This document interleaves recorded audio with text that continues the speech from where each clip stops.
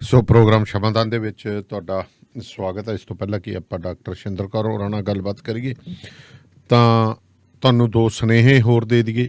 ਜਿਹੜੇ owner operator ਤੇ driver ਵੀਰ ਲੌਂਗ ਹਾਲ ਨਹੀਂ ਜਾਣਾ ਚਾਹੁੰਦੇ, ਲੋਕਲ ਰਹਿ ਕੇ ਕੰਮ ਕਰਨਾ ਚਾਹੁੰਦੇ ਨੇ, ਤਾਂ ਇੱਕ ਸੋਲੂਸ਼ਨ ਹੈ ਜੀ ਉਹਨਾਂ ਦੇ ਲਈ, ਵਾਸ਼ਿੰਗਟਨ ਫਰੇਟ ਸਰਵਿਸ ਸਿਆਟਲ। ਇਹ ਤੁਹਾਨੂੰ ਲੋਕਲ ਏਰੀਆ ਜੋਬ ਦਿੰਦੀ ਹੈ। ਡਿਸਪੈਚ ਪੰਜਾਬੀ ਅਤੇ ਇੰਗਲਿਸ਼ ਕਰਦੇ ਨੇ। 2063544060 ਅਤੇ ਜਗਦੇਵ ਸੰਧੂ ਹੋਰਾਂ ਨਾਲ 2532666924 'ਤੇ ਕਾਲ ਕਰ ਸਕਦੇ ਹੋ। ਬੇਕਰਸਵੀਲ ਏਰੀਆ ਵਿੱਚ ਬਿਜਲੀ ਦੇ ਭਾਰੀ ਬਿੱਲਾਂ ਤੋਂ ਨਿਜਾਤ ਪਾਉਣ ਦੇ ਲਈ ਤੁਸੀਂ ਆਪਣੇ ਘਰਾਂ ਅਤੇ ਵਪਾਰਕ ਸਥਾਨਾਂ ਦੀਆਂ ਛੱਤਾਂ 'ਤੇ ਸੋਲਰ ਸਿਸਟਮ ਲਵਾ ਸਕਦੇ ਹੋ। ਜਤਿੰਦਰ ਸਿੰਘ ਤੂਰ ਹੋਰਾਂ ਨਾਲ 6617541722 'ਤੇ ਕਾਲ ਕਰ ਸਕਦੇ ਹੋ। ਸੋ ਤੁਹਾਨੂੰ ਦੱਸ ਦਈਏ ਕਿ ਲਗਾਤਾਰ ਜਿਹੜੀ ਹੈ ਸਥਿਤੀ ਬੜੀ ਮੰਗ ਉੱਠਣ ਲੱਗੀ ਹੈ ਕਿ ਜਿੱਥੇ ਕੋਵਿਡ ਦੇ ਉੱਤੇ ਤੁਸੀਂ ਸਰਕਾਰਾਂ ਜਿਹੜੀਆਂ ਨੇ ਉਹ ਦੱਸ ਰਹੀਆਂ ਨੇ, ਵੈਕਸੀਨ ਦੇ ਲਈ ਦੱਸ ਰਹੀਆਂ ਨੇ, ਪਰ ਕਹਿੰਦੇ ਇੱਕ ਇਹ ਵੀ ਕਰ ਦੇਣਾ ਚਾਹੀਦਾ ਕਿ ਜਿਨ੍ਹਾਂ ਹਸਪਤਾਲਾਂ ਦੇ ਵਿੱਚ ਕੀ ਫੈਸਿਲਿਟੀ ਹੈ ਉਹ ਵੀ ਦੱਸ ਦੇਈਏ। ਡਾਕਟਰ ਸ਼ਿੰਦਰ ਕੌਰ ਹੋਰਾਂ ਨਾਲ ਗੱਲਬਾਤ ਕਰਾਂਗੇ ਅੱਜ ਖਾਸ ਤੌਰ ਦੇ ਉੱਤੇ ਵੈਕਸੀਨਸ ਦੇ ਉੱਤੇ। ਸੋ ਵੈਕਸੀਨ ਬੜੇ ਤਰ੍ਹਾਂ ਦੀਆਂ ਨੇ। ਵੈਕਸੀਨ ਜਦੋਂ ਇੱਕ ਕੀ ਚੀਜ਼ ਹੈ ਅਸਲ ਦੇ ਵਿੱਚ ਵੈਕਸੀਨ, ਇਹ ਖਾਸ ਕਰਕੇ ਉਦੋਂ ਇਹਦੀ ਲੋੜ ਪੈਂਦੀ ਹੈ ਜਦੋਂ ਕਮਿਊਨਿਟੀ ਦੇ ਵਿੱਚ ਕਦੋਂ ਇਨਫੈਕਸ਼ੀਅਸ ਡਿਜ਼ੀਜ਼ਿਸ ਨੇ ਜਿਹੜੀਆਂ ਉਹ ਆਉਂਦੀਆਂ ਨੇ। ਇਹਨਾਂ ਇਨਫੈਕਸ਼ੀਅਸ ਡਿਜ਼ੀਜ਼ਿਸ ਨੂੰ ਕਿਉਰ ਕਰਨ ਦੇ ਲਈ, ਮਤਲਬ ਕਿ ਉਹਨਾਂ ਨੂੰ ਕਿਉਰ ਨਹੀਂ ਕਰਦੀਆਂ ਬੇਸਿਕਲੀ। ਆਪਾਂ ਇਹ ਗੱਲ ਡਾਕਟਰ ਸਾਹਿਬ ਤੋਂ ਜਾਣਦੇ ਹਾਂ। ਡਾਕਟਰ ਸਾਹਿਬ ਮੇਰੇ ਨਾਲ ਜੁੜ ਗਏ ਨੇ। ਡਾਕਟਰ ਸਾਹਿਬ, ਡਾਕਟਰ ਸ਼ਿੰਦਰ ਕੌਰ ਜੀ ਸਾਡੇ ਨਾਲ ਨੇ। ਭੈਣ ਜੀ ਸਤਿ ਸ਼੍ਰੀ ਅਕਾਲ ਜੀ। ਸਤਿ ਸ਼੍ਰੀ ਅਕਾਲ ਭਾਜੀ। ਦਰਅਸਲ ਟੀਕਾਕਰਨ ਤਾਂ ਕਈ ਚਿਰਾਂ ਤੋਂ ਚੱਲ ਰਿਹਾ ਜੇ। ਕੋਈ ਸਮਾਲ ਪੌਕਸ ਲਈ ਪਹਿਲਾਂ ਜਦੋਂ ਆਪਾਂ ਖਤਮ ਹੋਇਆ ਉਦੋਂ ਵੀ ਹੋਇਆ ਜੀ, ਉਸ ਤੋਂ ਬਾਅਦ ਹੁਣ ਤੱਕ ਵੀ ਆਪਾਂ BCG, DPT, ਪੋਲੀਓ, ਫਿਰ MMR, ਮੀਜ਼ਲਸ, Hib, chicken pox, hepatitis ਏ, ਯਾਨੀ ਅਨੇਕ ਇਸ ਵੇਲੇ ਚੱਲ ਰਹੇ ਨੇ। ਪਰ ਉਹਨਾਂ ਦੇ ਬਹੁਤ ਸਾਰੇ ਲੋਕਾਂ ਦੇ ਸਵਾਲ ਆਉਂਦੇ ਨੇ, ਕੁਝ ਸ਼ੰਕੇ ਨੇ। ਆਪਾਂ ਕੋਸ਼ਿਸ਼ ਕਰਦੇ ਹਾਂ ਉਹਦਾ ਨਿਵਾਰਨ ਇਸ ਰਾਹੀਂ ਹੋ ਸਕੇ, ਕਿਉਂਕਿ ਨਵੇਂ ਟੀਕੇ ਆਈ ਤੁਰੀ ਜਾਂਦੇ ਨੇ, ਜਿਵੇਂ ਫਲੂ ਦਾ ਜਾਂ ਹੋਰ PCV ਆ ਗਿਆ, ਇਸ ਤਰ੍ਹਾਂ ਕਈ। ਸੋ ਥੋੜਾ ਜਿਹਾ ਪਤਾ ਹੋਵੇ ਕਿਹੜਾ ਕਦੋਂ ਕਿਵੇਂ ਤੇ ਕੀ ਪ੍ਰੋਬਲਮਸ ਹੋ ਸਕਦੀਆਂ। ਪਹਿਲੀ ਚੀਜ਼, ਜੇ ਅੰਡੇ ਤੋਂ ਅਲਰਜੀ ਹੋਵੇ ਤਾਂ ਬਹੁਤ ਇੰਪੋਰਟੈਂਟ ਗੱਲ ਹੈ। ਜੇ ਕਿਸੇ ਨੂੰ, ਕਿਉਂਕਿ ਲਗਭਗ 1.5% ਬੱਚਿਆਂ ਨੂੰ ਅੰਡਿਆਂ ਤੋਂ ਅਲਰਜੀ ਹੁੰਦੀ ਜੇ। ਕੁਝ ਟੀਕਿਆਂ ਵਿੱਚ ਅੰਡੇ ਦੀ ਪ੍ਰੋਟੀਨ ਪਾਈ ਹੁੰਦੀ ਜੇ, ਜਿਵੇਂ ਫਲੂ, ਯੈਲੋ ਬੁਖਾਰ ਵਗੈਰਾ ਇਸ ਤਰ੍ਹਾਂ। ਪਰ ਜਦੋਂ ਦੇਖਿਆ ਕਿ ਇਹਨਾਂ ਦੀ ਕਾਫੀ ਹੈ, ਇਹਨਾਂ ਤੋਂ ਅਲਰਜੀ ਲੋਕਾਂ ਨੂੰ ਆਉਣ ਲੱਗੀ, ਫਿਰ ਇਹਦੇ ਚ ਅੰਡੇ ਦਾ ਹਿੱਸਾ ਜਿਹੜਾ ਪ੍ਰਤੀ ਟੀਕਾ 1 ਮਾਈਕਰੋਗ੍ਰਾਮ ਤੋਂ ਵੀ ਘੱਟ ਕਰ ਦਿੱਤਾ ਗਿਆ। ਹੁਣ ਰਿਐਕਸ਼ਨ ਹੋਣ ਦੇ ਅਸਾਰ ਇਸ ਵੇਲੇ ਨਾ ਬਰਾਬਰ ਨੇ, ਜੋ ਕਿ ਪਹਿਲਾਂ ਕਾਫੀ ਹੋਇਆ ਕਰਦੇ ਸਨ ਜੀ। ਇੰਜੀ ਹੁਣ MMR ਦਾ ਟੀਕਾ ਕੁਕੜੀ ਦੇ ਆਂਡੇ ਤੋਂ ਤਿਆਰ ਕੀਤਾ ਜਾਂਦਾ, ਉਹਦੇ ਵਿੱਚ ਬਣਾਇਆ ਜਾਂਦਾ। ਸੋ ਉਹਦੇ ਨਾਲ ਵੀ ਕਈਆਂ ਨੂੰ, ਜਿਵੇਂ ਹੁਣ ਜਦੋਂ MMR ਵੈਕਸੀਨ ਦਾ ਸ਼ੁਰੂ ਕੀਤਾ ਸੀ ਗਵਰਨਮੈਂਟ ਨੇ, ਤਾਂ ਕਈਆਂ ਨੂੰ ਉਹਦੇ ਨਾਲ ਐਲਰਜੀ ਹੋਈ, ਖਤਰਾ ਦਿਸਿਆ ਵੀ, ਤਾਂ ਉਹ ਵੀ ਇਸੇ ਚੀਜ਼ ਕਰਕੇ ਸੀ। ਇਸੇ ਤਰ੍ਹਾਂ ਯੈਲੋ ਫੀਵਰ ਦੇ ਟੀਕੇ ਵਿੱਚ ਅੰਡੇ ਦੀ ਮਾਤਰਾ ਕਾਫੀ ਵੱਧ ਹੁੰਦੀ ਹੈ, ਸੋ ਉਹਦੇ ਨਾਲ ਵੀ ਐਲਰਜੀ ਕਾਫੀ ਕਈਆਂ ਨੂੰ ਤਗੜੀ ਹੋ ਜਾਂਦੀ। ਸੋ ਤਾਂ ਇਹ ਖਿਆਲ ਰੱਖਣ ਦੀ ਲੋੜ ਹੈ, ਜਿਸ ਨੂੰ, ਕਿਉਂਕਿ ਬਹੁਤ ਘੱਟ ਹੈ, ਜਿਵੇਂ ਮੈਂ ਦੱਸਿਆ 1.5% ਸਿਰਫ ਲੋਕਾਂ ਨੂੰ, ਤੇ ਜੇ ਉਹ ਬੱਚਿਆਂ ਨੂੰ ਹੈ ਤਾਂ ਜ਼ਰੂਰੀ ਹੈ ਫਿਰ ਕਿ ਉਹ ਇਹ ਟੀਕੇ ਥੋੜਾ ਧਿਆਨ ਨਾਲ ਲਵਾਉਣ। ਰੇਬੀਜ਼ ਦੇ ਟੀਕੇ ਵਿੱਚ ਵੀ ਅੰਡੇ ਦੇ ਅੰਸ਼ ਨੇ, ਪਰ ਘੱਟ ਨੇ, ਇਸ ਕਰਕੇ ਉਹਦੇ ਤੋਂ ਵੀ ਐਲਰਜੀ ਘੱਟ ਹੈ। ਪਰ ਜਿਹਨੂੰ ਹੋਵੇ ਉਹ ਸਾਨੂੰ ਪਤਾ ਹੈ ਵੀ ਜਦੋਂ ਕੁੱਤੇ ਕੱਟੇ ਦੇ ਲਗਾਉਂਦੇ ਆ ਕਈਆਂ ਨੂੰ ਹੋ ਜਾਂਦਾ ਜੀ।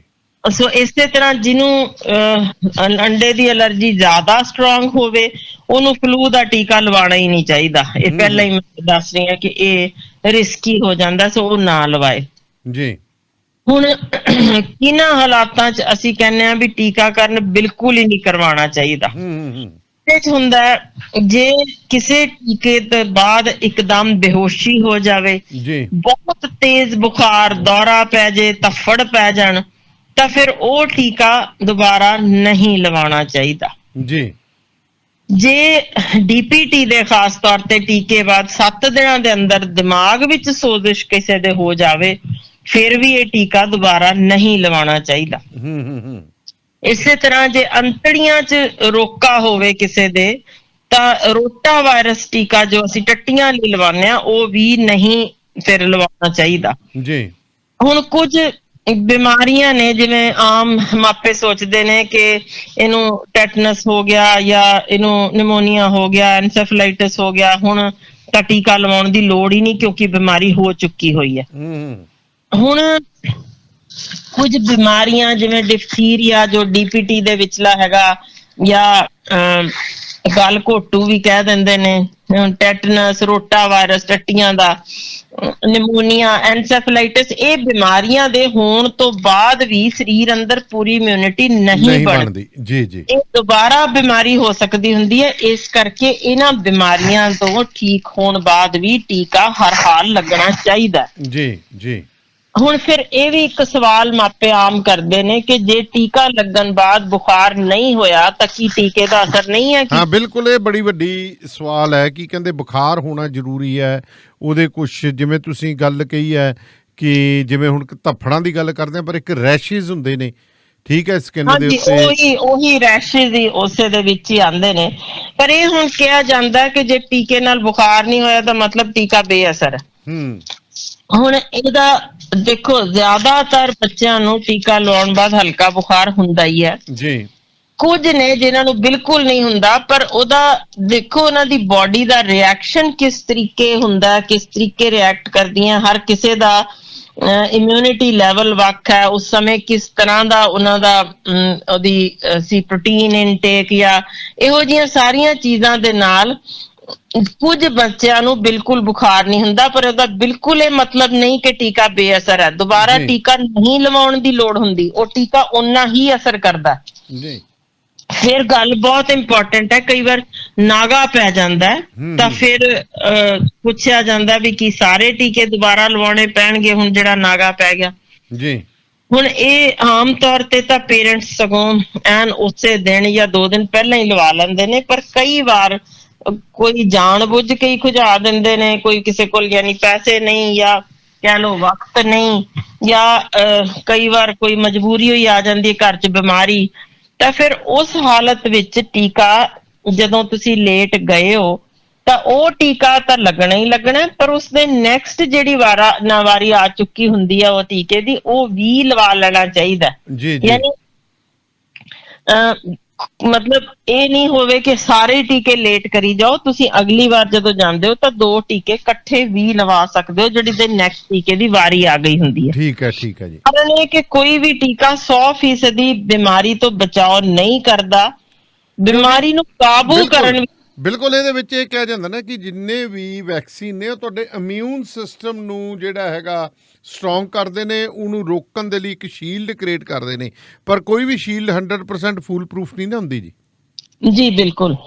ਹੁਣ ਆਮ ਅੱਜ ਕੱਲ ਕਿਉਂਕਿ ਕਾਫੀ ਬੱਚੇ ਬਚਣ ਲੱਗ ਪਏ ਨੇ ਤਾਂ ਸਤਮਾਏ ਬੱਚੇ ਆ ਰਹੇ ਨੇ ਜੀ, ਉਹਦੇ ਨਾਲ ਕੁਝ ਇੰਪੋਰਟੈਂਟ ਚੀਜ਼ਾਂ ਨੇ। ਪਹਿਲੀ ਗੱਲ ਤਾਂ ਸਤਮਾਏ ਬੱਚੇ ਦਾ ਟੀਕਾਕਰਨ ਤਾਂ ਜ਼ਰੂਰ ਹੋਣਾ ਹੀ ਹੋਣਾ। ਜਦੋਂ ਬੱਚਾ ਸ਼ੁਰੂ 'ਚ ਜੇ ਬਿਮਾਰ ਹੋਵੇ, ਹਸਪੀਟਲ ਰੱਖਿਆ ਗਿਆ ਹੋਏ, ਵੈਂਟੀਲੇਟਰ ਤੇ ਹੋਏ ਜਾਂ ਇਹੋ ਜਿਹੀ ਹਾਲਾਤ ਵਿੱਚ ਟੀਕੇ ਨਹੀਂ ਲੱਗਦੇ, ਪਰ ਹਸਪਤਾਲ ਵਿੱਚੋਂ ਛੁੱਟੀ ਜਦੋਂ ਹੁੰਦੀ ਹੈ ਉਦੋਂ ਜਦੋਂ ਠੀਕ ਹੋ ਕੇ ਜਾ ਰਿਹਾ ਤਾਂ ਉਸ ਸਮੇਂ ਟੀਕਾਕਰਨ ਲਵਾ ਕੇ ਹੀ ਜਾਣਾ ਚਾਹੀਦਾ ਤਾਂ ਕਿ ਸਤਮਾਇਆ ਜੰਮਿਆ ਬੱਚਾ ਜਿਸ 'ਚ ਇਮਿਊਨਿਟੀ ਘੱਟ ਹੈ ਬਚਿਆ ਰਵੇ ਜੀ। ਇੱਕ ਖਾਸ ਚੀਜ਼, ਹੈਪੇਟਾਈਟਸ B ਦਾ ਟੀਕਾ ਸਿਰਫ ਉਦੋਂ ਲਵਾਇਆ ਜਾਏ ਜਦੋਂ ਬੱਚਾ 2 ਕਿਲੋ ਦਾ ਹੋ ਗਿਆ ਹੋਵੇ। ਅੱਛਾ ਜੀ। ਪਰ ਜੇ ਮਾਂ ਨੂੰ ਹੈਪੇਟਾਈਟਸ B ਦੀ ਬਿਮਾਰੀ ਹੋਵੇ ਤਾਂ ਬੱਚੇ ਨੂੰ ਜੰਮਦੇ ਸਾਰ ਹੈਪੇਟਾਈਟਸ B ਦੇ ਟੀਕੇ ਦੇ ਨਾਲ ਇਮਿਊਨੋਗਲੋਬੁਲਿਨ ਵੀ ਲੱਗਣਾ ਜ਼ਰੂਰੀ ਹੁੰਦਾ ਜੇ। ਇੱਕ ਖਾਸ ਧਿਆਨ ਰੱਖੋ ਕਿ ਪੋਲੀਓ ਦੀਆਂ ਬੂੰਦਾਂ ਹਮੇਸ਼ਾ ਛੁੱਟੀ ਹਸਪਤਾਲੋਂ ਜਦੋਂ ਹੋ ਜੇ ਉਸ ਤੋਂ ਬਾਅਦ ਪਿਆਉਣੀਆਂ ਚਾਹੀਦੀਆਂ ਨੇ ਜੀ, ਕਿ ਇਹ ਲਾਈਵ ਵਾਇਰਸ ਹੈ, ਇਸ ਕਰਕੇ ਇਹਦੇ ਨਾਲ ਰਿਸਕ ਕੁਝ ਹੋਰ ਹੋ ਸਕਦੇ ਨੇ, ਇਸ ਕਰਕੇ ਬੈਟਰ ਹੈ ਬੱਚਾ ਪੂਰੀ ਤਰ੍ਹਾਂ ਠੀਕ ਹੋ ਕੇ ਜਾਵੇ। ਪਰ ਸਤਮਾਏ ਬੱਚੇ ਨੂੰ ਜਿਹੜੇ ਟੀਕਾ ਲੱਗਣਾ ਉਹਦੀ ਸੂਈ ਖਾਸ ਤੌਰ ਤੇ ਬਰੀਕ ਜਿਹੜੀ ਹੁੰਦੀ ਹੈ ਉਹੀ ਲਾਣੀ ਚਾਹੀਦੀ ਹੈ ਜੀ। ਹੁਣ ਟੀਕਾਕਰਨ ਤੋਂ ਬਾਅਦ ਇੱਕ ਜ਼ਰੂਰ ਖਿਆਲ ਰੱਖੋ, ਜਿਵੇਂ ਮੈਂ ਦੱਸਿਆ ਕਿ ਸਾਈਡ ਇਫੈਕਟਸ ਆਮ ਜੀ ਗੱਲ ਹੈ। ਬਹੁਤ ਸਾਰੇ ਕੇਸਿਸ ਹੁੰਦੇ ਆ ਜਿਹਦੇ 'ਚ ਅਸੀਂ ਦੇਖਦੇ ਹਾਂ ਕਿ ਡਾਕਟਰ ਦਾ ਕਲੀਨਿਕ ਤੋੜ ਦਿੱਤਾ ਗਿਆ, ਭੰਨ ਤੋੜ ਹੋਈ, ਡਾਕਟਰ ਨਾਲ ਕੁੱਟਮਾਰ ਹੋਈ ਕਿ ਟੀਕਾ ਲਾਇਆ ਤੇ ਉਹਨੂੰ ਬੰਦੇ ਦੀ ਮੌਤ ਹੋ ਗਈ ਹੈ। ਇਸ ਤਰ੍ਹਾਂ ਸੋ ਉਹ ਮੈਂ ਦੱਸ ਦਿਆਂ ਕਿ ਹਰ ਇੱਕ ਦਾ ਸਿਸਟਮ, ਜਿਵੇਂ ਮੈਂ ਹੁਣ ਥੋੜਾ ਹੋਰ ਵੀ ਡਿਟੇਲ 'ਚ ਦੱਸਾਂਗੀ, ਵੱਖ ਹੁੰਦਾ। ਸੋ ਇਸ ਕਰਕੇ ਕੋਸ਼ਿਸ਼, ਪਹਿਲੀ ਗੱਲ ਤਾਂ ਇਹ, ਜਦੋਂ ਵੀ ਟੀਕਾਕਰਨ ਕਿਤੇ ਕਰਾਇਆ ਗਿਆ, ਅੱਧਾ ਘੰਟਾ ਉੱਥੇ ਹੀ ਟੀਕੇ ਵਾਲੀ ਥਾਂ ਤੇ ਬੈਠਣਾ ਜ਼ਰੂਰੀ ਹੁੰਦਾ ਜੀ, ਕਿਉਂਕਿ ਉਹਦੇ ਵਿੱਚ ਜਿਹੜੇ ਇਮੀਡੀਏਟ ਰਿਐਕਸ਼ਨ ਹੁੰਦੇ ਨੇ ਉਹ ਸਾਂਭੇ ਜਾ ਸਕਣ, ਉਸ ਕਰਕੇ ਇਹ ਜ਼ਰੂਰੀ ਹੈ ਜੀ। ਫਿਰ ਇੰਪੋਰਟੈਂਟ ਗੱਲ, ਆਮ ਤੌਰ ਤੇ ਕਹਿੰਦੇ ਨੇ ਕਿ ਪੋਲੀਓ ਦੀਆਂ ਬੂੰਦਾਂ ਪਿਆਈਆਂ ਤੇ ਹੁਣ ਦੁੱਧ ਨਹੀਂ ਪਿਆਣਾ। ਇਹੋ ਜੀ ਕੋਈ ਗੱਲ ਨਹੀਂ ਹੈ। ਮਾਂ ਦਾ ਦੁੱਧ ਤੁਸੀਂ ਉਸੇ ਵੇਲੇ ਵੀ ਪਿਆ ਸਕਦੇ ਹੋ, ਉਹਦੇ ਨਾਲ ਇਮਿਊਨਿਟੀ ਨੂੰ ਕੋਈ ਵੀ ਤੁਹਾਡੇ ਘਟਦੀ ਨਹੀਂ, ਸਗੋਂ ਵੱਧਦੀ ਹੈ ਜੀ। ਪਰ ਇੱਕ ਇੰਪੋਰਟੈਂਟ ਚੀਜ਼ ਹੈ ਕਿ ਕਿਸੇ ਕਿਸਮ ਦਾ ਵੀ ਜੇ ਟੀਕਾ ਲੱਗਿਆ ਤਾਂ ਉਹਦੇ ਉੱਤੇ ਕੋਈ ਤੇਲ, ਦਵਾਈਆਂ, ਜੜੀਆਂ ਬੂਟੀਆਂ ਨਹੀਂ ਰਗੜਨੀਆਂ ਚਾਹੀਦੀਆਂ। ਜੀ, ਜੀ। MMR ਦਾ ਟੀਕਾ ਜੇ, ਜਿਹਦੇ ਨਾਲ ਕੁਝ ਖੋਜਾਂ ਹੋਈਆਂ ਸੀ ਕਿ ਇਸ ਟੀਕੇ ਨਾਲ ਔਟਿਜ਼ਮ ਹੋ ਜਾਂਦਾ, ਯਾਨੀ ਬੱਚਾ ਦਿਮਾਗੀ ਪੱਖੋਂ ਉਹਨਾਂ ਨਹੀਂ ਠੀਕ ਰਹਿੰਦਾ, ਉਸ 'ਚ ਤਕਲੀਫ ਹੋ ਜਾਂਦੀ ਔਟਿਜ਼ਮ ਦੀ। ਜੀ। ਇੰਨੀ ਘੱਟ ਇੰਸੀਡੈਂਸ ਹੈ ਕਿ ਉਹਦੇ ਨਾਲ ਅਸੀਂ ਇੰਨੀ ਵੱਡੀ ਗਿਣਤੀ ਵਿੱਚ ਬੱਚਿਆਂ ਨੂੰ ਮੌਤ ਦੇ ਮੂੰਹ ਵੱਲ ਨਹੀਂ ਧੱਕ ਸਕਦੇ। ਸੋ ਬਹੁਤ ਘੱਟ ਇੰਸੀਡੈਂਸ ਆ ਉਹਦਾ, ਜਿਹੜੀਆਂ ਇਹ ਦੇਖੇ ਗਏ ਨੇ ਸਾਈਡ ਇਫੈਕਟਸ। ਪਰ ਇਸੇ ਲਈ ਇਹ ਟੀਕਾਕਰਨ ਬੰਦ ਨਹੀਂ ਕੀਤਾ ਗਿਆ ਕਿਉਂਕਿ ਇਸ ਟੀਕੇ ਦੇ ਨਾਲ ਬਚਾਓ ਜਿਹੜਾ ਹੋ ਰਿਹਾ, ਉਹ ਕਰੋੜਾਂ ਜਾਨਾਂ ਬਚੀਆਂ ਨੇ ਜੀ। ਫਿਰ ਟੀਕਾ ਲਵਾਉਣ ਲੱਗੇ ਇੱਕ ਹੋਰ ਖਿਆਲ ਰੱਖਣ ਦੀ ਲੋੜ ਹੈ ਕਿ ਅਸੀਂ ਆਮ ਤੌਰ ਤੇ ਸਪਿਰਿਟ ਸਵੈਬ, ਤੁਸੀਂ ਦੇਖੋ, ਕਲੀਨ ਕਰਨ ਲਈ ਲਾਉਂਦੇ ਹਾਂ, ਸਾਫ਼ ਕਰਕੇ ਸਪਿਰਿਟ ਦੇ ਨਾਲ ਫਿਰ ਟੀਕਾ ਲਵਾਉਣਾ। ਅਸੀਂ ਜ਼ਿੱਦ ਵੀ ਕਰਦੇ ਹਾਂ ਜੀ ਹੋਰ ਚੰਗੀ ਤਰ੍ਹਾਂ ਕਰੋ ਜੀ। ਜਿਹੜਾ ਸਪਿਰਿਟ ਹੈ ਇਹ ਨਾ ਬਰਾਬਰ ਹੋਣੀ ਚਾਹੀਦੀ ਹੈ ਤਾਂ ਕਿ ਉਹ ਰਿਐਕਸ਼ਨ ਜਿਹੜਾ ਕਈ ਵਾਰ ਉਹ ਸਪਿਰਿਟ ਦੇ ਕਰਕੇ ਹੀ ਹੋ ਜਾਂਦਾ। ਇਸੇ ਕਰਕੇ ਕਿਹਾ ਜਾਂਦਾ ਸਿੰਪਲ ਉਬਲੇ ਹੋਏ ਪਾਣੀ ਨਾਲ ਹੀ ਭਾਵੇਂ ਤੁਸੀਂ ਉਹ ਪਹਿਲਾਂ ਕਲੀਨ ਕਰ ਲਓ ਕਾਟਨ ਨੂੰ, ਤੇ ਫਿਰ ਉਸ ਥਾਂ ਤੇ ਟੀਕਾ ਲੱਗ ਸਕਦਾ। ਪਰ ਉਸ ਤੋਂ ਬਾਅਦ ਹਲਕਾ ਜਿਹਾ ਦਬਾਅ ਰੱਖੋ, ਮਲਣਾ ਕਦੇ ਵੀ ਨਹੀਂ ਚਾਹੀਦਾ ਟੀਕੇ ਨੂੰ। ਜੀ ਜੀ। ਹੁਣ ਇੱਕ ਗੱਲ ਹੁੰਦੀ ਹੈ ਕਿ ਫਰਜ਼ ਕਰੋ ਟੀਕੇ ਦੀ ਤਰੀਕ ਸੀ ਤੇ ਤੁਹਾਨੂੰ ਸਮਾਂ ਯਾਨੀ ਲੱਗਿਆ ਕਿ ਹੁਣ ਥੋੜਾ ਜਿਹਾ ਅਸੀਂ ਜਾਣਾ ਉਸ ਦਿਨ, ਕੀ ਥੋੜਾ ਪਹਿਲਾਂ ਲਵਾ ਸਕਦੇ ਹੋ? ਤਾਂ ਪਹਿਲਾਂ ਜਿਹੜਾ ਹੈ 4 ਦਿਨ ਉਸ ਡੇਟ ਤੋਂ ਪਹਿਲਾਂ, ਮਿਸਾਲ ਵਜੋਂ 30 ਨੂੰ ਲੱਗਣਾ ਸੀ, 26 ਨੂੰ ਲਵਾ ਸਕਦੇ ਹੋ, ਪਰ ਉਸ ਤੋਂ ਪਹਿਲਾਂ ਨਹੀਂ ਜੀ। ਤੇ ਜੇ ਤੁਹਾਡੇ 10 ਦਿਨ ਉੱਪਰ ਵੀ ਲੰਘ ਗਏ ਨੇ ਫਿਰ ਵੀ ਤੁਸੀਂ ਲਵਾ ਸਕਦੇ ਹੋ। ਪਰ ਜੇ ਤੁਹਾਨੂੰ ਲੱਗਦਾ 20 ਦਿਨ ਉੱਪਰ ਲੰਘ ਗਏ ਤੇ ਅਗਲੇ ਟੀਕੇ ਦੀ ਵੀ ਤਰੀਕ ਆਈ ਪਈ ਹੈ, ਫਿਰ ਤੁਸੀਂ ਬਿਹਤਰ ਹੋਏਗਾ ਕਿ ਉਹ 30 ਦਿਨਾਂ ਬਾਅਦ ਹੀ ਜਾ ਕੇ 2 ਟੀਕੇ, ਯਾਨੀ ਕਿ ਇੱਧਰ ਬਾਂਹ ਤੇ ਲਵਾ ਲਿਆ, ਇੱਕ ਪੱਟ ਤੇ ਲਵਾ ਲਿਆ, ਇਸ ਤਰੀਕੇ ਤੁਸੀਂ ਉਸ ਲਵਾ ਸਕਦੇ ਹੋ। ਤੇ ਜੇ ਤੁਸੀਂ ਸੰਭਵ ਹੈ ਕੋਸ਼ਿਸ਼ ਕਰੋ ਤਾਂ ਉਦੋਂ ਹੀ ਡੇਟ ਸਿਰ ਲਵਾਓ, ਇਹ ਠੀਕ ਹੈ ਜੀ ਜੀ। ਕਈ ਵਾਰ ਹੁੰਦਾ ਕਿ ਉਸ ਥਾਂ ਤੇ ਪੀੜ ਹੁੰਦੀ ਜਾਂ ਥੋੜਾ ਜਿਹਾ ਲਹੂ ਨਿਕਲ ਆਉਂਦਾ ਤਾਂ ਪੇਰੈਂਟਸ ਬਹੁਤ ਘਬਰਾ ਜਾਂਦੇ ਨੇ, ਟੀਕਾ ਸ਼ਾਇਦ ਲਾਣਾ ਹੀ ਨਹੀਂ ਆਇਆ ਡਾਕਟਰ। ਹਾਂਜੀ ਹਾਂਜੀ, ਇਹ ਵੀ ਹੋ ਜਾਂਦਾ ਬਿਲਕੁਲ। ਹੁਣ ਟੀਕੇ ਦੀ ਸੂਈ ਨਾਲ ਦੇਖੋ ਬਾਹਰੋਂ ਹਰ ਇੱਕ ਸਰੀਰ ਦਾ ਵੱਖਰੀ ਤਰ੍ਹਾਂ ਦੀਆਂ ਨਸਾਂ ਥੱਲੋਂ ਨਿਕਲਦੀਆਂ, ਵੱਖਰੀ ਤਰ੍ਹਾਂ ਖੂਨ ਦੀਆਂ ਨਾੜੀਆਂ ਹੁੰਦੀਆਂ, ਪਰ ਥਾਂ ਟੀਕੇ ਦੀ ਇੱਕੋ ਹੀ ਹੁੰਦੀ ਹੈ। ਉਹ ਕਿਸੇ ਦੀ ਉਸ ਥਾਂ ਦੀ ਨਾੜੀ ਦਾ ਜੋ ਬਿਲਕੁਲ ਉੱਪਰ ਹੋਏ ਤਾਂ ਉਹਨੂੰ ਟੱਚ ਕਰਨ ਨਾਲ ਕਈਆਂ ਦੇ ਬਲੱਡ ਆ ਜਾਂਦਾ ਹੈ, ਤੇ ਉਹ ਜਿਹੜਾ ਸੂਈ ਦੇ ਜਦੋਂ ਜਾਂਦੀ ਹੈ, ਪੱਠੇ ਜਿਹੜੇ ਹੁੰਦੇ ਨੇ, ਮਸਲ ਫਾਈਬਰਸ ਥੋੜੀਆਂ ਜਿਹੀਆਂ ਟੁੱਟ ਸਕਦੀਆਂ ਹੁੰਦੀਆਂ, ਜਿਨ੍ਹਾਂ ਕਾਰਨ ਉਸ ਥਾਂ ਤੇ ਹਲਕੀ ਪੀੜ ਜਾਂ ਸੋਜ਼ਿਸ਼ ਰਹਿ ਸਕਦੀ ਹੈ ਜੀ। ਫਿਰ ਇੱਕ ਟੀਕੇ ਦੇ ਵਿੱਚ ਪ੍ਰੀਜ਼ਰਵੇਟਿਵ ਪਾਏ ਹੁੰਦੇ ਨੇ, ਉਹ ਉਹਨਾਂ ਕਰਕੇ, ਜਾਂ ਐਲੂਮੀਨੀਅਮ ਜਿਹੜੀ ਵਿੱਚ ਪੈਂਦਾ ਪ੍ਰੀਜ਼ਰਵੇਟਿਵ, ਉਹਨਾਂ ਦੇ ਕਰਕੇ ਵੀ ਜੋ ਟੀਕੇ ਨੂੰ ਸਟੇਬਲਾਈਜ਼ ਕਰ ਰਹੇ ਹੁੰਦੇ ਨੇ, ਉਹਨਾਂ ਕਰਕੇ ਵੀ ਕਈਆਂ ਨੂੰ ਕਾਫੀ ਤਗੜੀ ਐਲਰਜੀ ਹੋ ਜਾਂਦੀ ਹੈ, ਸੋਜ਼ਿਸ਼ ਹੋ ਜਾਂਦੀ ਹੈ ਜੀ ਜੀ। ਇਹ ਕਈ ਵਾਰ 3-3 ਦਿਨ ਰਹਿ ਜਾਂਦੀ ਹੈ। ਜਦੋਂ ਇਸ ਤਰ੍ਹਾਂ ਦੀ ਚੀਜ਼ ਹੋਵੇ ਤਾਂ ਤੁਸੀਂ ਠੰਡੇ ਪਾਣੀ ਵਿੱਚ ਕੱਪੜਾ ਡੁਬੋ ਕੇ ਨਾ, ਉਸ ਨਾਲ ਉਹ ਠੰਡੀ ਟਕੋਰ ਕਹਿੰਦੇ ਆ ਅਸੀਂ, ਉਹ ਉਹਦੇ ਨਾਲ ਕੀਤੀ ਜਾ ਸਕਦੀ ਹੈ। ਤੇ ਜੇ ਨਾ ਆਰਾਮ ਲੱਗੇ ਤਾਂ ਤੁਸੀਂ ਪੈਰਾਸੀਟਾਮੋਲ, ਆਮ ਜਿਹੜੀ ਅਸੀਂ ਬੁਖਾਰ ਦੀ ਦਵਾਈ ਦਿੰਦੇ ਹਾਂ, ਉਹ ਲਈ ਜਾ ਸਕਦੀ ਹੈ, ਜਿਸ ਨਾਲ ਠੀਕ ਹੋ ਸਕਦਾ ਜੀ। ਹੁਣ ਇੱਕ ਹੋਰ ਇੰਪੋਰਟੈਂਟ ਸਵਾਲ ਇਹ ਜੇ ਕਿ ਕਈ ਵਾਰ ਟੀਕਾਕਰਨ ਕਰਵਾ ਲੈਂਦੇ ਨੇ ਤੇ ਮਾਪੇ ਕਹਿੰਦੇ ਨੇ ਹੁਣ ਇਹ ਬਿਮਾਰੀ ਹੋ ਗਈ, ਯਾਨੀ ਟਾਈਫਾਇਡ ਦਾ ਟੀਕਾ ਲੱਗਿਆ ਸੀ ਪਰ ਟਾਈਫਾਇਡ ਹੋ ਗਿਆ, ਡਾਕਟਰ ਤੇ ਕੇਸ ਕਰਾਂਗੇ, ਇਹ ਨਹੀਂ, ਇਹ ਠੀਕ ਲੱਗਿਆ। ਯਾਨੀ ਇਹ ਸਾਰੀਆਂ ਚੀਜ਼ਾਂ ਲਈ ਮੈਂ ਇੱਕ ਦੱਸ ਦਿਆਂ ਕਿ ਟੀਕਾਕਰਨ ਤੋਂ ਬਾਅਦ ਬਿਮਾਰੀ ਪਹਿਲੇ ਆਪਾਂ ਦੱਸ ਚੁੱਕੇ ਹਾਂ 100% ਤਾਂ ਬਚਾਓ ਨਹੀਂ ਕਰਦਾ। ਫਿਰ ਹਰ ਸਰੀਰ ਦੇ ਬੱਚੇ ਦੇ ਸਰੀਰ ਅੰਦਰਲੀ ਇਮਿਊਨਿਟੀ ਵੱਖ ਹੁੰਦੀ ਜੇ, ਉਹਦੀ ਖੁਰਾਕ ਦੀ ਕਮੀ ਹੋਏ ਉਸ ਸਮੇਂ ਦੌਰਾਨ, ਵਿਟਾਮਿਨ ਦੀ ਕਮੀ ਹੋਏ, ਟੱਟੀਆਂ ਲੱਗੀਆਂ ਹੋਣ, ਵਾਇਰਲ ਹਲਕਾ ਮਾਈਲਡ ਜਿਹਾ ਹੋਵੇ, ਜਾਂ ਮਾਂ ਦੇ ਢਿੱਡ ਵੱਲੋਂ ਹੀ ਉਹਨੂੰ ਘੱਟ ਐਂਟੀਬਾਡੀਜ਼ ਆਈਆਂ ਹੋਣ, ਇਹੋ ਜਿਹੇ ਅਨੇਕ ਕਾਰਨ ਨੇ ਜਿਸ ਕਰਕੇ ਹਰ ਬੱਚੇ ਦੀ ਇਮਿਊਨਿਟੀ ਵੱਖ ਹੁੰਦੀ ਜੇ ਜੀ। ਸੋ ਕਈ ਬੱਚਿਆਂ ਨੂੰ ਟੀਕਾ ਲਵਾਉਣ ਬਾਅਦ ਵੀ ਬਿਮਾਰੀ ਹੋ ਸਕਦੀ ਹੈ ਜੇ ਉਸ ਸਮੇਂ ਟੇਕਅਪ ਨਾ ਹੋਇਆ ਹੋਵੇ ਪੂਰਾ ਉਹ ਟੀਕਾ, ਤਾਂ ਇਹ ਹੋ ਸਕਦਾ ਜੀ। ਹੁਣ ਕਈ ਵਾਰ ਇਹ ਵੀ ਮਾਪੇ ਪੁੱਛਦੇ ਨੇ ਸਵਾਲ ਕਿ ਜੀ ਡੀਪੀਟੀ ਦਾ ਟੀਕਾ ਲੱਗ ਗਿਆ, ਉਹੀ ਫੇਰ ਅੱਗੋਂ ਫੇਰ ਉਹ 5 ਵਾਰ ਕਿਉਂ ਲਾਣਾ, ਜਾਂ ਪੋਲੀਓ ਦੀਆਂ ਬੂੰਦਾਂ ਤੁਸੀਂ ਤਾਂ ਹਟਦੇ ਹੀ ਨਹੀਂ, 5 ਸਾਲ ਤੱਕ ਲਵਾਈ ਹੋਈ ਤੁਰੀ ਜਾਂਦੇ ਹੋ। ਕੁਝ ਟੀਕਿਆਂ ਦੀ ਜਿਵੇਂ ਜਿਵੇਂ ਉਮਰ ਵੱਧਦੀ ਜੇ ਉਹਦੀ ਬੱਚੇ ਦੀ ਜੋ ਉਸ ਤੋਂ ਇਮਿਊਨਿਟੀ ਮਿਲੀ ਹੁੰਦੀ ਹੈ ਘਟਣ ਲੱਗ ਪੈਂਦੀ ਹੈ ਜੀ। ਸੋ ਇਹ ਟੀਕੇ ਵੱਖੋ ਵੱਖਰੇ ਉਸੇ ਹਿਸਾਬ ਨਾਲ ਬਣਾਏ ਹੁੰਦੇ ਨੇ ਕਿ ਕਿਸੇ ਟੀਕੇ ਦੀ 1 ਡੋਜ਼ ਲੱਗਣੀ ਹੈ, ਕਿਸੇ ਦੀਆਂ 2 ਲੱਗਣੀਆਂ, ਕਿਸੇ ਦੀਆਂ 3, ਕਿਸੇ ਨੂੰ 5 ਦੀ ਲੋੜ ਪੈਂਦੀ ਹੈ।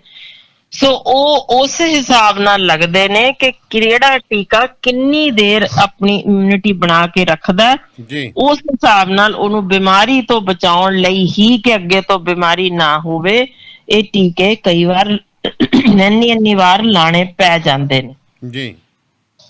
ਯਾਨੀ ਇਹ ਸਾਰਾ ਕੁਝ ਕਰਨ ਦੇ ਨਾਲ ਜਦੋਂ ਇੱਕ ਮਾਂ ਦਾ ਜ਼ਰੂਰ ਖਾਸ ਧਿਆਨ ਰੱਖਣ ਦੀ ਲੋੜ ਹੈ ਕਿ ਮਾਂ ਨੂੰ ਵੀ ਜਦੋਂ ਗਰਭ ਵਿੱਚ ਬੱਚਾ ਹੋਵੇ ਤਾਂ ਟੈਟਨਸ ਦੇ ਟੀਕੇ ਜ਼ਰੂਰ ਲਵਾਉਣੇ ਚਾਹੀਦੇ ਨੇ, ਤੇ ਇੱਕ ਫੋਲਿਕ ਐਸਿਡ ਦੀ ਜ਼ਰੂਰ ਗੋਲੀ ਖਾਣੀ ਚਾਹੀਦੀ ਹੈ ਜਿਸ ਨਾਲ ਬੱਚੇ ਦੇ ਦਿਮਾਗ ਦਾ ਵਿਕਾਸ ਚੰਗਾ ਹੁੰਦਾ ਤੇ ਉਹਦੀ ਰੀੜ੍ਹ ਦੀ ਹੱਡੀ ਦੇ ਜਿੰਨੇ ਕਸਰਾਂ ਹੁੰਦੀਆਂ ਉਹ ਵੀ ਨਹੀਂ ਹੁੰਦੀਆਂ।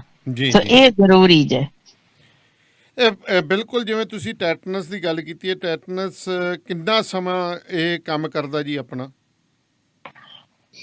ਦੇਖੋ ਆਮ ਤੌਰ ਤੇ ਜਦੋਂ ਅਸੀਂ ਲਗਾਉਂਦੇ ਹਾਂ 1.5 ਸਾਲ ਤਾਂ ਜਦੋਂ ਟੀਕਾ ਬੱਚੇ ਨੂੰ ਡੀਪੀਟੀ ਦਾ ਲੱਗਦਾ ਹੈ, ਉਸ ਤੋਂ ਬਾਅਦ 5 ਸਾਲ ਤੇ ਫਿਰ ਲਗਾਉਂਦੇ ਹਾਂ, ਫਿਰ ਉਸ ਤੋਂ ਬਾਅਦ 10 ਸਾਲ ਤੇ ਲੱਗਦਾ, ਫਿਰ 15 ਸਾਲ ਤੇ ਲੱਗਦਾ, ਯਾਨੀ 5 ਸਾਲ ਤੱਕ ਉਹ ਟੀਕਾ ਅਸਰ ਕਰਦਾ ਰਹਿੰਦਾ। ਸੋ ਇਸੇ ਲਈ ਜਦੋਂ 6 ਵਜੇ ਤਾਂ ਹਰ ਵਾਰ ਟੈਟਨਸ ਦਾ ਟੀਕਾ ਲਵਾਉਣਾ ਨਹੀਂ ਚਾਹੀਦਾ। ਤੁਹਾਨੂੰ ਉਹਦੇ ਵਿੱਚ ਜਿਹੜਾ ਬੱਚੇ ਨੂੰ ਜਿਵੇਂ 15 ਸਾਲ ਤੱਕ ਤੁਹਾਡਾ ਪ੍ਰੋਟੈਕਟਿਡ ਹੈ ਜੇ ਉਹ ਤੁਸੀਂ ਰੈਗੂਲਰ ਟੀਕੇ ਲਵਾਈ ਜਾ ਰਹੇ ਹੋ। ਇਸੇ ਤਰ੍ਹਾਂ ਜੇ ਫਰਜ਼ ਕਰੋ ਤੁਹਾਨੂੰ 1 ਸਾਲ ਹੋਇਆ ਟੀਕਾ ਲੱਗਿਆ ਸੀ ਟੈਟਨਸ ਦਾ, 60 ਦੁਬਾਰਾ ਲੱਗੀ ਹੈ, ਤਾਂ ਫਿਰ ਵਾਰ-ਵਾਰ ਟੈਟਨਸ ਦਾ ਟੀਕਾ ਲਵਾਉਣ ਦੀ ਲੋੜ ਨਹੀਂ ਜੀ। ਇਸੇ ਲਈ ਇਹ ਸਗੋਂ ਨੁਕਸਾਨ ਕਈ ਵਾਰ ਕਰ ਜਾਂਦਾ ਹੱਦੋਂ ਵੱਧ ਲਾਉਣ ਵਾਸਤੇ, ਸੋ ਇਹ ਨਹੀਂ ਲੋੜ ਹੁੰਦੀ।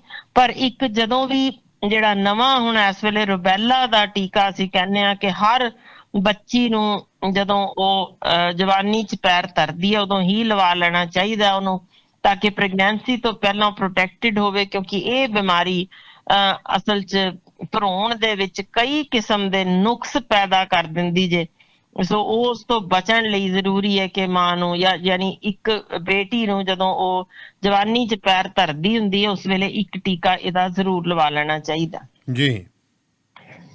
ਅੱਛਾ, ਇੱਕ ਚੀਜ਼ ਆ, ਜਿਹੜੇ ਨਵੇਂ ਟੀਕੇ ਜੇ ਚੱਲੇ ਆ ਜੀ ਜਿਨ੍ਹਾਂ ਦੀ ਬਲੈਕ ਬੜੀ ਹੋ ਰਹੀ ਹੈ ਤੇ ਜਾਲੀ ਬਣ ਰਹੇ ਨੇ, ਕੀ ਨਾ ਇਹਨਾਂ ਦਾ ਬਹੁਤ ਕਹਿੰਦੇ ਵੀ ਉਹ ਵਾਕਿਆ ਕੰਮ ਕਰਦੇ ਨੇ?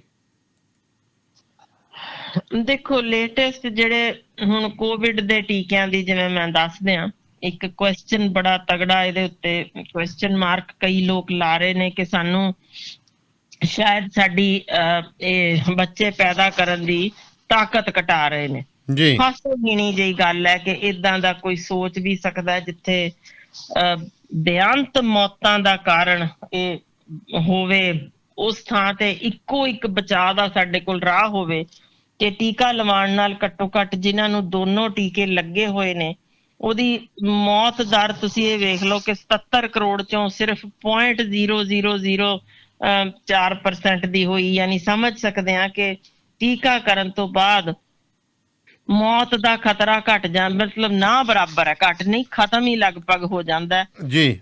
ਸੀਰੀਅਸ ਬਿਮਾਰੀ ਨਹੀਂ ਹੁੰਦੀ, ਹਸਪੀਟਲਾਈਜੇਸ਼ਨ ਤੋਂ ਬਚਿਆ ਜਾ ਸਕਦਾ ਹੈ। ਸੋ ਟੀਕਾਕਰਨ ਹੀ ਇੱਕ ਸਾਡੇ ਕੋਲ ਰਾਹ ਹੈ ਇਹ ਸਾਰੇ ਟੀਕਿਆਂ ਤੋਂ ਸਮਝ ਸਾਨੂੰ ਆ ਜਾਂਦੀ ਹੈ ਕਿ ਅਸੀਂ ਪਹਿਲਾਂ ਹੀ ਵਾਇਰਸ ਬਿਮਾਰੀਆਂ ਜਿਹੜੀਆਂ ਹੈਗੀਆਂ ਵਾਇਰਸ ਤੋਂ ਹੋਣ ਵਾਲੀਆਂ ਉਹਨਾਂ ਦੇ ਵਿਰੁੱਧ ਅਸੀਂ ਟੀਕੇ ਅੱਗੇ ਹੀ ਲਵਾ ਰਹੇ ਹਾਂ। 13-14 ਕਿਸਮਾਂ ਦੇ ਟੀਕੇ ਲੱਗ ਰਹੇ ਨੇ, ਤਾਂ ਇੱਕ ਹੋਰ ਟੀਕਾ ਲਵਾਉਣ ਚ ਕੀ ਹਰਜ ਹੈ? ਜਦੋਂ ਫਲੂ ਦੇ ਟੀਕੇ ਅੱਜ ਵੀ ਦੇਖੋ UK ਜਾਂ ਕੈਨੇਡਾ ਅਮਰੀਕਾ ਵਿੱਚ ਹਰ ਸਾਲ ਲੱਗਦੇ ਪਏ ਨੇ, ਵੱਡਿਆਂ ਨੂੰ ਵੀ ਲੱਗ ਰਹੇ ਨੇ, ਤਾਂ ਫਿਰ ਇਹ ਵੀ ਇੱਕ ਟੀਕਾ ਜਿਸ ਨਾਲ ਸਾਨੂੰ ਇਸ ਵੇਲੇ ਦੀ ਮਹਾਮਾਰੀ ਚੋਂ ਬਚ ਸਕਦੇ ਹਾਂ। ਤੇ ਟੀਕਾ ਲਵਾਉਣ ਵਿੱਚ ਕੋਈ ਐਡੀ ਵੱਡੀ ਗੱਲ ਨਹੀਂ, ਸਗੋਂ ਬਚ ਜਾਵਾਂਗੇ। ਇਹ ਵਹਿਮ ਜਿਹੜੇ ਫੈਲਾਏ ਜਾ ਰਹੇ ਨੇ ਇਹਨਾਂ ਤੋਂ ਬਚਣਾ ਚਾਹੀਦਾ। ਪਰ ਗੱਲ ਇਹ ਹੈ ਕਿ ਜੇ ਅੱਜ ਵੀ ਦੁਨੀਆ ਭਰ 'ਚ ਜਦੋਂ ਅਸੀਂ ਪੋਲੀਓ ਮੁਕਾ ਚੁੱਕੇ ਹਾਂ, ਫਿਰ ਵੀ ਅਫਗਾਨਿਸਤਾਨ ਤੇ ਪਾਕਿਸਤਾਨ ਦੇ ਕੁਝ ਹਿੱਸਿਆਂ ਵਿੱਚ ਇਹ ਵਹਿਮ ਪਾਲ ਲਿਆ ਗਿਆ ਕਿ ਨਹੀਂ ਜੀ ਇਹਦੇ ਨਾਲ ਮਰਦਾਨਾ ਤਾਕਤ ਘੱਟ ਹੋ ਜਾਂਦੀ ਹੈ। ਸੋ ਉਹਨਾਂ ਇਲਾਕਿਆਂ ਵਿੱਚ ਹੈ। ਇਸੇ ਤਰ੍ਹਾਂ ਜੇ ਇਹ ਆਪਾਂ ਕਹੀਏ ਕਿ ਦੁਨੀਆ ਭਰ ਦਾ ਹਰ ਬੰਦਾ ਮੰਨ ਜਾਏਗਾ, ਨਹੀਂ, ਆਪੋ ਆਪਣੀ ਸੋਚ ਹੈ। ਜਿਸਨੇ ਨਹੀਂ ਲਵਾਉਣਾ ਜੋ ਅੜਿਆ ਹੀ ਹੋਇਆ, ਪਰ ਉਹ ਗਲਤ ਹਕੀਮ ਲੁਕਰਾਨ ਵੀ ਨਹੀਂ ਸੀ, ਇਹ ਤਾਂ ਰੋਕ ਸਕਿਆ। ਵਹਿਮ ਦੀ ਦਵਾ ਕਿਸੇ ਕੋਲ ਹੈ ਹੀ ਨਹੀਂ। ਸੋ ਆਪੋ ਆਪਣੀ ਸੋਚ ਹੈ ਜੋ ਵੀ ਕਰਨੇ ਚਾਹੁੰਦੇ ਨੇ। ਪਰ ਇਹ ਟੀਕਿਆਂ ਨਾਲ ਜਾਨਾਂ ਬਚ ਰਹੀਆਂ ਨੇ, ਅਸੀਂ ਦੇਖ ਰਹੇ ਹਾਂ। ਜਿਨ੍ਹਾਂ ਦੇ ਨਹੀਂ ਸੀ ਲੱਗੇ ਹੋਏ ਉਹ ਡਾਕਟਰ ਵੀ ਬੜੇ ਮੌਤ ਦੇ ਮੂੰਹ ਵਿੱਚ ਗਏ ਨੇ। ਇਹਨਾਂ ਦੀ ਆਮ ਤੌਰ ਤੇ ਜੋ ਪਹਿਲਾਂ ਕਿਹਾ ਸੀ 28 ਦਿਨਾਂ ਬਾਅਦ ਲੱਗਣਾ ਚਾਹੀਦਾ, ਪਰ ਹੁਣ ਸਾਡੇ ਕੋਲ ਪ੍ਰੂਫ ਆ ਚੁੱਕੇ ਨੇ ਕਿ ਜਿੰਨਾ ਥੋੜਾ ਲੇਟ ਸੈਕਿੰਡ ਡੋਜ਼ ਲਵਾਈ ਜਾਏ ਓਨੀ ਇਮਿਊਨਿਟੀ ਉਹਦੇ ਖਿਲਾਫ ਵੱਧ ਹੁੰਦੀ ਜੇ। ਸੋ ਇਸ ਕਰਕੇ ਕੋਸ਼ਿਸ਼ ਇਹ ਕਰੋ 6 ਤੋਂ 8 ਹਫ਼ਤਿਆਂ ਦੇ ਗੈਪ ਨਾਲ ਜੇ ਇਹ ਕੋਵਿਸ਼ੀਲਡ ਲੱਗੇ ਤਾਂ ਜ਼ਿਆਦਾ ਅਸਰ ਦਿਖਾਉਂਦਾ ਜੇ। ਜੀ ਜੀ। ਨਹੀਂ, ਇੱਕ ਹੋਰ ਟੀਕਾ ਜੀ ਜਿਹੜਾ ਮੈਂ ਭੁੱਲ ਗਿਆ ਉਹਦਾ ਨਾਂ, ਇੱਕੋ ਕਹਿੰਦੇ ਪਤਾ ਨਹੀਂ ਆਰ ਤੋਂ ਨਾਂ ਜਾਂ ਸ਼ੁਰੂ ਹੁੰਦਾ, ਬੜੀ ਮਾਰੋ ਮਾਰ ਪਈ ਹੈ ਜੀ। ਇਹ ਲਵਾ ਲਓ ਤਾਂ ਹੋਰ ਉਹ ਲੋਕ 70-70 ਹਜ਼ਾਰ ਦਾ ਗਹਿਣੇ ਧਰ ਕੇ ਜਿਹੜੇ ਆ ਉਹ ਦਿੱਲੀੋਂ ਬੰਦੇ ਫੜੇ ਨੇ। ਉਹ ਕੀ ਰੈਮਡੈਸਿਵਿਰ ਜੋ ਤੁਸੀਂ ਗੱਲ ਕਰ ਰਹੇ ਹੋ? ਹਾਂਜੀ ਹਾਂਜੀ। ਰੈਮਡੈਸਿਵਿਰ ਦੇ ਟੀਕੇ ਦਾ ਅਸਲ 'ਚ ਇਸ ਵੇਲੇ ਵਿਸ਼ਵ ਭਰ ਵਿੱਚ ਸਾਬਤ ਹੋ ਚੁੱਕਿਆ ਕਿ ਇਹਦਾ ਕੋਈ ਬਹੁਤਾ ਅਸਰ ਨਹੀਂ ਹੈ ਜੀ। ਸਿਰਫ ਮਾਈਲਡ ਡਿਜ਼ੀਜ਼ ਜਾਂ ਮੋਡਰੇਟ ਡਿਜ਼ੀਜ਼ ਵਿੱਚ, ਉਹ ਵੀ ਸ਼ੁਰੂਆਤੀ ਦੌਰ 'ਚ ਨਹੀਂ, 5ਵੇਂ ਕੁ ਦਿਨ ਤੇ ਹੀ ਜੇ ਲੱਗੇ ਵੀ ਇਹਦੇ ਕੁਛ ਲੱਗਦਾ, ਉਹ ਵੀ ਮੈਂ ਤੁਹਾਨੂੰ ਦੱਸਿਆ ਜਿਨ੍ਹਾਂ ਨੇ ਬਗੈਰ ਦਵਾਈ ਦੇ ਵੀ ਠੀਕ ਹੋ ਜਾਣਾ ਉਹਨਾਂ ਨੂੰ ਹੀ ਉਹ ਲਾਇਆ ਜਾ ਰਿਹਾ ਹੈ।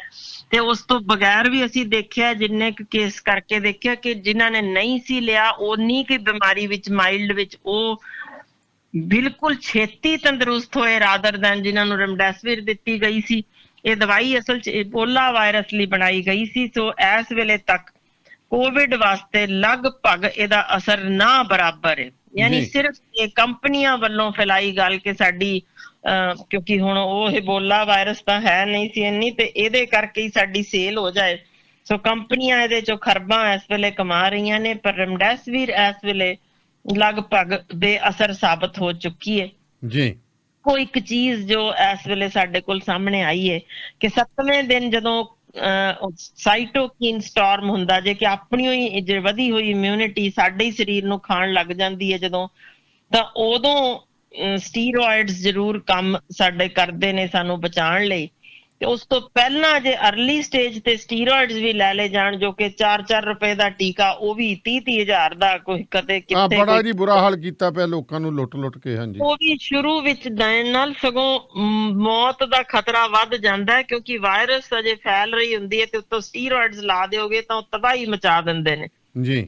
ਇਸੇ ਲਈ ਇਹਨੂੰ ਸਿਰਫ ਆਮ ਖੰਘ ਜ਼ੁਕਾਮ ਸਮਝ ਕੇ ਜੇ ਛੱਡ ਦਿੱਤਾ ਜਾਏ, ਨਾ ਤਣਾਓ ਬਹੁਤਾ ਲਿਆ ਜਾਏ, ਤਾਂ ਅਸੀਂ ਬਚ ਸਕਦੇ ਹਾਂ। ਸਾਡੇ ਕੋਲ ਬਹੁਤ ਕੇਸਿਸ ਸਿਰਫ ਸਟ੍ਰੈਸ ਕਾਰਨ, ਘਬਰਾਹਟ ਨਾਲ ਉਹ ਲੰਬੇ ਸਾਹ ਲੈਂਦੇ ਨੇ, ਆਕਸੀਜਨ ਉਹਨਾਂ ਨੂੰ ਲੱਗਦਾ ਲੋੜ ਹੈ, ਹੋਰ ਘਬਰਾਹਟ ਹੋਈ ਜਾਂਦੀ ਹੈ, ਹੋਰ ਉਹ ਇਸ ਹਾਲਤ 'ਚ ਚਲੇ ਜਾਂਦੇ ਨੇ ਕਿ ਉਹਨਾਂ ਨੂੰ ਬਦੋ ਬਦੀ ਆਪਣੇ ਆਕਸੀਜਨ ਘਟਾਈ ਦਿਖਾ ਕੇ ਉਹ ਸਟ੍ਰੈਸ ਹਾਰਮੋਨ ਆ ਜਾਂਦੇ ਨੇ, ਤਾਂ ਪੈਨਿਕ ਅਟੈਕ ਹੋ ਜਾਂਦਾ, ਉਹਦੇ ਨਾਲ ਹੀ ਮਰੀ ਜਾਂਦੇ ਨੇ ਹਾਰਟ ਅਟੈਕ ਨਾਲ, ਰਾਦਰ ਦੈਨ ਕਿ ਉਹ ਕਰੋਨਾ ਨੇ ਕੁਝ ਨਹੀਂ ਕਰਨਾ ਹੁੰਦਾ। ਕਿਉਂਕਿ 85% ਤਾਂ 100 ਚੋਂ 85 ਤਾਂ ਮਾਈਲਡ ਡਿਜ਼ੀਜ਼ ਨਾਲ ਠੀਕ ਹੋ ਕੇ ਘਰ ਜਾਣੇ ਨੇ। ਇਹ ਤਾਂ ਬਹੁਤ ਵੱਡਾ ਵਹਿਮ ਪਾਇਆ ਵਾ ਜੀ। ਲੁੱਟਾਂ ਮੱਚੀਆਂ ਪਈਆਂ ਨੇ, ਹਸਪਤਾਲਾਂ ਦੇ ਵਿੱਚ ਨਕਲੀ ਮਰੀਜ਼ ਭਰਤੀ ਕੀਤੇ ਹੋਏ ਨੇ। ਹਾਂਜੀ, ਬੜਾ ਕੁਛ ਚੱਲੀ ਜਾਂਦਾ। ਤੁਸੀਂ ਪਿਛਲੀ ਵਾਰੀ ਵੀ ਦੱਸ ਕੇ ਗਏ ਹੋ ਕਿ 400-500 ਦਾ ਟੀਕਾ 5-5 10-10 ਹਜ਼ਾਰ ਦਾ ਲਾਈ ਜਾਂਦੇ ਨੇ ਜਿਨ੍ਹਾਂ ਦੀ ਲੋੜ ਹੁਣ ਨਹੀਂ। ਇੱਕ ਮੈਂ ਨਾ ਤੁਹਾਨੂੰ ਬੜੀ ਪੁਰਾਣੀ ਕਹਾਣੀ ਜਿਹੜੀ ਨਾ ਸਾਡੇ ਵੱਡੇ ਵਡੇਰੇ ਸਭ ਸੁਣਦੇ ਹੋਣਗੇ ਉਹਨੂੰ ਦੁਹਰਾਉਣਾ ਚਾਹੁੰਦੀ ਹਾਂ, ਜਿਹੜੀ ਅੱਜ ਦੇ ਦਿਨ 200% ਠੀਕ ਬੈਠਦੀ ਜੇ 2 ਮਿੰਟ ਤੋਂ ਵੀ ਘੱਟ ਦੀ ਉਹ ਕਹਾਣੀ ਹੈ ਕਿ ਇੱਕ ਫਕੀਰ ਸੀ ਬਾਹਰ ਰਹਿੰਦਾ ਰਾਜ ਦੇ, ਤੇ ਉਹਨੇ ਦੇਖਿਆ ਜੀ ਮੌਤ ਤੁਰੀ ਜਾਂਦੀ, ਉਹਨੂੰ ਪੁੱਛਿਆ ਕਿੱਧਰ ਜਾ ਰਿਹਾ ਮੌਤ ਦੀ ਦੇਵੀ, ਕਿੱਥੇ ਚੱਲੀ ਐ? ਤੇ ਉਹ ਕਹਿਣ ਲੱਗੀ ਮੈਂ 500 ਬੰਦੇ ਇੱਥੋਂ ਲੈਣੇ ਆ। ਤੇ ਜਦੋਂ ਉਹਨੇ ਫਕੀਰ ਨੇ ਦੇਖਿਆ ਵੀ ਉਹ ਵਾਪਸ ਮੁੜੀ ਹਫ਼ਤੇ ਬਾਅਦ, ਉਹ ਕਹਿੰਦਾ ਭਾਈ ਤੂੰ ਤਾਂ ਕਿਹਾ ਸੀ 500 ਲੈ ਕੇ ਜਾਣੇ ਨੇ, 5000 ਮਰ ਗਏ। ਉਹ ਕਹਿੰਦੀ ਮੈਂ ਨਹੀਂ ਮਾਰੇ, ਮੈਂ ਤਾਂ 500 ਹੀ ਲੈ ਕੇ ਚੱਲੀ ਆ, ਬਾਕੀ ਤਾਂ ਮੈਨੂੰ ਵੇਖ ਵੇਖ ਹੀ ਮਰੀ ਗਏ, ਇੱਧਰ ਉੱਧਰ ਦੇਖ ਕੇ ਡਰ ਨਾਲ ਹੀ ਤੁਰ ਗਏ ਨੇ। ਐਗਜ਼ੈਕਟਲੀ ਉਹੀ ਹਾਲ ਅੱਜ ਏ। ਨਾਲ ਦੇ ਮੰਜੇ ਤੇ ਪਿਆ ਮਰਿਆ ਦੇਖ ਕੇ ਮਰੀਜ਼ ਆਪੇ ਹੀ ਹਾਰਟ ਅਟੈਕ ਨਾਲ ਘਬਰਾਹਟ ਨਾਲ ਉੱਥੇ ਮਰੀ ਜਾ ਰਿਹਾ। ਇਹ ਹਾਲ ਹੋਇਆ ਪਿਆ ਜਿੱਥੇ ਅਸੀਂ ਤਰਲੇ ਕਰਦੇ ਹਾਂ ਘਰਾਂ ਵਿੱਚ ਜਾਓ ਠੀਕ ਹੋ ਤੁਸੀਂ, ਨਹੀਂ ਲੋੜ, ਪਰ ਲੋਕ ਸਿਫਾਰਸ਼ਾਂ ਪਵਾ ਕੇ ਦਾਖਲ ਹੋ ਕੇ ਪਤਾ ਨਹੀਂ ਕਿਉਂ ਇਸ ਤਰੀਕੇ ਦੇ ਹਾਲਾਤ ਆਏ ਨੇ। ਅਸੀਂ ਇੰਨਾ ਕੁ ਸਟ੍ਰੈਸ ਦੇ ਦਿੱਤਾ, ਇੰਨਾ ਤਣਾਅ ਦੇ ਦਿੱਤਾ ਕਿ ਹਸਪੀਟਲ ਵਿੱਚ ਵੀ ਉਹੀ ਦੇਖੀਦਾ, ਘਰਾਂ 'ਚ ਆਓ ਜਦੋਂ ਵਾਪਸ ਫਿਰ ਵੀ ਉਹੀ ਲਗਾਤਾਰ ਖਬਰਾਂ, ਸਾਰੇ ਪਾਸੇ ਮੌਤ ਮੌਤ ਮੌਤ। ਇਹ ਦੱਸਣਾ ਹੀ ਕੋਈ ਭੁੱਲ ਗਿਆ ਕਿ ਭਾਈ ਸਾਹਿਬ ਜੇ ਮੌਤਾਂ ਗਿਣ ਰਹੇ ਹੋ ਦੂਜੇ ਪਾਸੇ ਜ਼ਰਾ ਇਹ ਵੀ ਦੇਖ ਲਓ ਕਿ 85% ਠੀਕ ਵੀ ਹੋ ਕੇ ਗਏ ਨੇ, ਉਹਨਾਂ ਦਾ ਵੀ ਕੋਈ ਖਿਆਲ ਉਹ ਵੀ ਤਾਂ ਖਿਆਲ ਕਰੋ। ਬਿਲਕੁਲ ਸਹੀ ਗੱਲ ਹੈ ਤੁਹਾਡੀ। ਉਹ ਮਨਫੀ ਕਰ ਦਿੱਤਾ ਸੀ ਕਿਉਂਕਿ ਕੰਪਲਸਰੀ ਹੋ ਗਿਆ ਕਿ ਹਰ ਕੰਪਨੀ ਨੇ ਜੇ ਇਸ਼ਤਿਹਾਰ ਦੇਣਾ ਤਾਂ ਹਰ ਫਿਰ ਐਡ ਲੈਣ ਵਾਸਤੇ ਹਰ ਯਾਨੀ ਚੈਨਲ ਨੇ ਵੀ ਉਹਨੂੰ ਦਿਖਾਣਾ। ਬਿਲਕੁਲ ਬਿਲਕੁਲ ਸਰਕਲ ਐਸਾ ਬਣ ਗਿਆ ਕਿ ਅਸੀਂ ਪੋਜ਼ਿਟਿਵਿਟੀ ਖਤਮ ਕਰ ਦਿੱਤੀ ਹੈ। ਪਰ ਮੈਂ ਤੁਹਾਨੂੰ ਵਾਕਈ ਇਸ ਚੀਜ਼ ਮੁਬਾਰਕਬਾਦ ਦੇਣਾ ਚਾਹੁੰਦੀ ਹਾਂ ਕਿ ਤੁਸੀਂ ਪੋਜ਼ਿਟਿਵਿਟੀ ਲੈ ਕੇ ਆਉਂਦੇ ਹੋ। ਅੱਜ ਵੀ ਅਸੀਂ ਉਸੇ ਚੀਜ਼ ਤੇ ਖੜੇ ਹਾਂ ਕਿ ਜਿੰਨੇ ਚੜ੍ਹਦੀ ਕਲਾ ਨਾਲ ਇਸ ਵੇਲੇ ਜਾ ਰਹੇ ਨੇ ਮਰੀਜ਼, ਉਹ ਬਜ਼ੁਰਗ ਵੀ ਹੋਣ, ਫੈਲੇ ਕੈਂਸਰ ਵਾਲੇ ਵੀ ਹੋਣ, ਸਭ ਬਚ ਕੇ ਜਾ ਰਹੇ ਨੇ। ਤੇ ਜਿਹੜੇ ਟੈਨਸ਼ਨ ਕਰ ਰਹੇ ਨੇ ਉਹ ਸਾਡਾ 16 ਵਰਿਆਂ ਦਾ, 18 ਵਰਿਆਂ ਦਾ, 22 ਵਰਿਆਂ ਦੇ, 30 ਵਰਿਆਂ ਦੇ ਸਭ ਤੁਰੇ ਜਾਂਦੇ ਨੇ। ਤੇ ਹਰ ਇੱਕ ਜਣਾ ਇਸੇ ਤਰ੍ਹਾਂ ਜਿਨ੍ਹਾਂ ਨੇ ਘਰਾਂ 'ਚ ਫੋਨ ਕੀਤੇ ਉਹ ਵੀ ਗਵਾਹ ਨੇ, ਤੇ ਜਿਹੜੇ ਸਾਡੇ ਡਾਕਟਰਾਂ ਕੋਲ ਵੀ ਬੋਲ ਰਹੇ ਨੇ ਉਹ ਵੀ ਗਵਾਹ ਨੇ ਕਿ ਮੈਂ ਮਰ ਚੱਲਿਆ, ਮੈਨੂੰ ਬਚਾ ਲਓ, ਮੈਨੂੰ ਕੁਛ ਕਰੋ। ਤਾਂ ਉਹ ਅਸੀਂ ਬਚਾ ਹੀ ਨਹੀਂ ਸਕਦੇ, ਉਹਨਾਂ ਨੂੰ ਹੱਥ ਜੋੜਦੇ ਹੀ ਰਹਿ ਜੰਨੇ, ਕੁਛ ਨਹੀਂ ਹੈ ਤੁਹਾਨੂੰ ਠੀਕ ਹੈ, ਪਰ ਉਹ ਆਪਣੀ ਘਬਰਾਹਟ ਦੇ ਨਾਲ ਮੌਤ ਦੇ ਮੂੰਹ ਵਿੱਚ ਜਾ ਰਹੇ ਨੇ। ਜੀ ਬਹੁਤ ਬਹੁਤ ਧੰਨਵਾਦ ਭੈਣ ਜੀ। ਇਸ ਐਸੇ ਮੌਕੇ ਦੇ ਵਿੱਚ ਤੁਸੀਂ ਵੀ ਬੜਾ, ਮੈਂ ਕਹਿੰਦਾ ਕਿ ਧੰਨ ਜਿਹੜਾ ਤੁਹਾਡਾ, ਜਿਹੜੇ ਤੁਸੀਂ ਇੰਨੇ ਜਿਹਨੂੰ ਆਪਾਂ ਕਹਿੰਦੇ ਬਿਪਤਾ ਦੇ ਵਿੱਚ ਸੇਵਾ ਕਰ ਰਹੇ ਹੋ। ਹਾਂਜੀ, ਗੁਰੂ ਮਹਾਰਾਜ ਤੁਹਾਡੀ ਲੰਮੀ ਉਮਰ ਕਰੇ, ਕਿਉਂਕਿ ਪਟਿਆਲੇ ਰਜਿੰਦਰਾ ਹਸਪੀਟਲ ਦੇ ਵਿੱਚ ਜਿੰਨੀ ਸੇਵਾ ਤੁਸੀਂ ਨਿਭਾ ਰਹੇ ਹੋ ਤੁਹਾਡੇ ਸਹਿਯੋਗੀ ਨਿਭਾ ਰਹੇ ਨੇ। ਸਲੂਟ ਕਰਦੇ ਹਾਂ ਜੀ ਤੁਹਾਨੂੰ। ਮਿਹਰਬਾਨੀ, ਬਹੁਤ ਸ਼ੁਕਰੀਆ ਭਾਜੀ। ਮਿਹਰਬਾਨੀ, ਸ਼ੁਕਰੀਆ ਜੀ। ਸੋ ਪ੍ਰੋਗਰਾਮ ਸ਼ਮਾਦਾਨ ਇੱਥੇ ਹੀ ਸਮਾਪਤ ਕਰਨ ਦੀ ਤੁਹਾਡੇ ਤੋਂ ਆਗਿਆ ਲੈਂਦੇ ਹਾਂ ਜੀ। ਸੋ ਜੁੜੇ ਰਹੋ ਰੇਡੀਓ ਪੰਜਾਬ ਟੂਡੇ ਦੇ ਨਾਲ। ਤੇ ਜੇਕਰ ਤੁਸੀਂ ਵੀ ਕਿਸੇ ਪ੍ਰਕਾਰ ਨਾਲ ਰੇਡੀਓ ਪੰਜਾਬ ਟੂਡੇ ਦਾ ਸਹਿਯੋਗ ਕਰਨਾ ਚਾਹੁੰਦੇ ਹੋ ਤਾਂ ਤੁਹਾਡਾ ਬਹੁਤ ਸਵਾਗਤ ਹੈ, ਕਿਉਂਕਿ ਤੁਸੀਂ ਵੀ ਸਿਆਣੇ ਹੋ ਕਿ ਕਿਸੇ ਵੀ ਅਦਾਰੇ ਨੂੰ ਚਲਾਉਣ ਦੇ ਲਈ ਕਮਿਊਨਿਟੀ ਦੇ ਸਹਿਯੋਗ ਤੋਂ ਬਿਨਾਂ ਅੱਗੇ ਨਹੀਂ ਵਧਿਆ ਜਾ ਸਕਦਾ। ਇਹਦੇ ਲਈ ਤੁਸੀਂ ਸੰਪਰਕ ਕਰ ਸਕਦੇ ਹੋ 9780141741 'ਤੇ।